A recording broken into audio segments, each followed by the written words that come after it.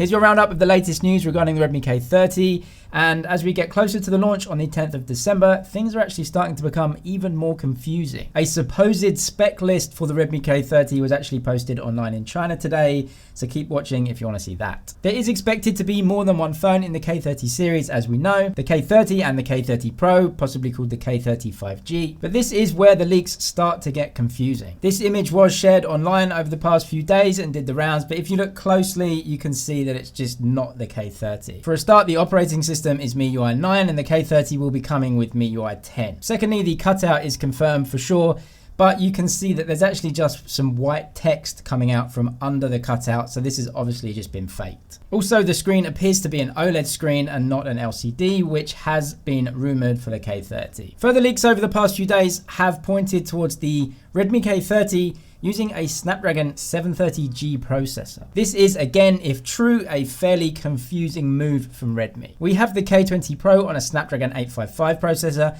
and even the K20 Pro Premium Edition on a Snapdragon 855 Plus processor. The K20 Pro in China is just a little over 2,000 RMB, which is ridiculously cheap. The K30, if it uses a 730G processor and an LCD display, would have to come in way under that to even be worth buying. It begs the question, why on earth would Redmi do this? But it seems like Redmi have really different plans for the K30 series this year. If the K30 has a 730G chipset and LCD display, that is not the type of phone that has 5G. So the 730G rumors are incredibly confusing. However, a lot of rumors do point towards that being used. Lu Weibing, the boss at Redmi, just after MediaTek's launch event where they launched the 5G Dimensity 1000 chipset, posted online in China that Redmi will be using MediaTek chipsets for 5G smartphones in 2020. That is a really powerful chipset, and according to benchmarks, goes almost toe-to-toe with some of the flagship processors like the Kirin 990 5G. Of course, when the Snapdragon 865 does launch in a couple of weeks' time, that will again take its crown as the most powerful processor for Android. Lu Weibing did not specifically say that they would be using the MediaTek Dimensity 1000 in a K30 series product. But anyway, more leaks out of China do point to the non-Pro version using the 730G chipset. According to a poster in China, the Redmi K30 series dual cutout display will actually feature a front selfie camera and a time of flight sensor. This has also been linked by a couple of other sources too. That same poster said that actually the K30 does get beaten by Honor's V30 in pretty much